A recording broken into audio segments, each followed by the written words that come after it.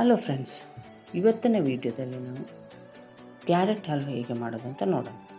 ಒಂದು ಬಾಣಲೆಗೆ 2 ಚಮಚದಷ್ಟು ತುಪ್ಪವನ್ನು ಹಾಕ್ಕೊಂಡಿದ್ದೇನೆ. ಫ್ರೆಂಡ್ಸ್, ಈ ಚಾನಲ್ಗೆ ಹೊಸಬರಾದರೆ ಈ ಚಾನಲನ್ನು ಸಬ್ಸ್ಕ್ರೈಬ್ ಮಾಡ್ಕೊಳ್ಳಿ.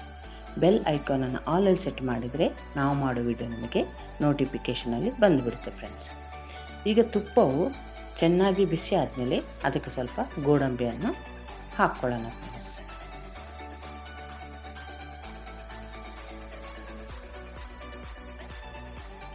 ಈಗ ಗೋಡಂಬಿ ಬ್ರೌನ್ ಕಲರ್ ಆಗೋವರೆಗೆ ನಾವು ತುಪ್ಪದಲ್ಲಿ ಹುರಿಯೋಣ.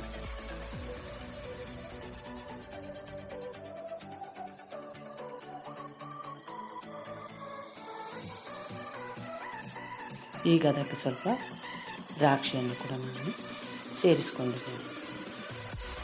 ಈಗ ಇವೆರಡನ್ನು 1 ನಿಮಿಷದಷ್ಟು ನಾವು ತುಪ್ಪದಲ್ಲಿ ಹುರಿದು ಒಂದು ಬಟ್ಲಲ್ಲಿ ತೆಗೆದಿಡೋಣ.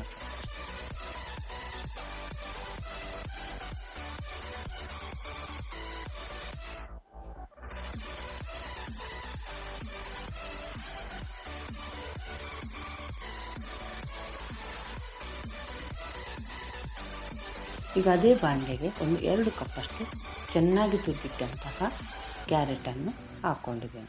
ಅದು ನೀರಿನ ಅಂಶ ಹೋಗುವವರೆಗೆ ನಾವು ಅದನ್ನು ಬಾಡಿಸ್ಕೊಳ್ಳೋಣ. 3 ನಿಮಿಷದಷ್ಟು ತುಪ್ಪದಲ್ಲಿ ಬಾಡಿಸ್ಕೊಂಡ್ಮೇಲೆ ಅದಕ್ಕೆ 2 ಚಮಚದಷ್ಟು ಹಾಲನ್ನು ಹಾಕ್ಕೊಂಡು ಮತ್ತೊಂದು ಸಲ ಅದಕ್ಕೆ ಚೆನ್ನಾಗಿ ಮಿಕ್ಸ್ ಮಾಡ್ಕೊಳ್ಳೋಣ. ಫ್ರೆಂಡ್ಸ್, ಯಾವ ಕಪ್ಪಲ್ಲಿ ಕ್ಯಾರೆಟನ್ನು ತಗೊಂಡಿದ್ದೀರೋ ಅದೇ ಕಪ್ಪಲ್ಲಿ 3/4 ಕಪ್ಪಷ್ಟು ಆಗುವಷ್ಟು ಸಕ್ಕರೆಯನ್ನು ಕೂಡ ನಾನು ಹಾಕ್ಕೊಂಡಿದ್ದೇನೆ. ಕ್ಯಾರೆಟ್ನಲ್ಲೂ ಸ್ವಲ್ಪ ಸಿಹಿ ಅಂಶ ಇರುವುದರಿಂದ ನಾವು ಸ್ವಲ್ಪ ಸಕ್ಕರೆಯನ್ನು ಕಡಿಮೆನೇ ಹಾಕ್ಕೋಬೇಕು. ಫ್ರೆಂಡ್ಸ್, ಈಗ ಬೇಕಂದರೆ ಮಧ್ಯಕ್ಕೆ ಸ್ವಲ್ಪ ನಾವು ತುಪ್ಪವನ್ನು ಕೂಡ ಹಾಕ್ಕೋಬೋದು. ಈಗ ಸಕ್ಕರೆ ಮತ್ತು ಕ್ಯಾರೆಟ್ ಚೆನ್ನಾಗಿ ಮಿಕ್ಸ್ ಆಗಿದೆ. ಫ್ರೆಂಡ್ಸ್, ಈಗ ಇದಕ್ಕೆ ಸ್ವಲ್ಪ ಏಲಕ್ಕಿ ಪುಡಿಯನ್ನು ಕೂಡ ನಾನಿಲ್ಲಿ ಹಾಕ್ಕೊಂಡಿದ್ದೇನೆ. ವಿಡಿಯೋದಲ್ಲಿ ನೋಡ್ತಿರುವಂಗೆ ನಿಮಗೆ ಕ್ಯಾರೆಟ್ ಪಾತ್ರೆಯಿಂದ ಬಿಟ್ಕೊಂಡಂಗೆ ಕಾಣಿಸ್ತಿದೆ. ಫ್ರೆಂಡ್ಸ್, ಈಗ ಇದಕ್ಕೆ ನಾನು ತುಪ್ಪದಲ್ಲಿ ತುರಿದಿಟ್ಟಂತಹ ಗೋಡಂಬಿಯನ್ನು ಕೂಡ ಇಲ್ಲಿ ಹಾಕ್ಕೊಂಡಿದ್ದೇನೆ. ಈಗ ನಮಗೆ ಬೇಕಾದಂತಹ ಕ್ಯಾರೆಟ್ ಹಲ್ವ ರೆಡಿಯಾಗಿದೆ. ಫ್ರೆಂಡ್ಸ್, ಈ ರೆಸಿಪಿ ನಿಮಗೆ ಹೇಗೆ ಅನ್ನಿಸ್ತು ಅಂತ ನನಗೆ ಕಮೆಂಟ್ ಬಾಕ್ಸ್ನಲ್ಲಿ ತಿಳಿಸಿ.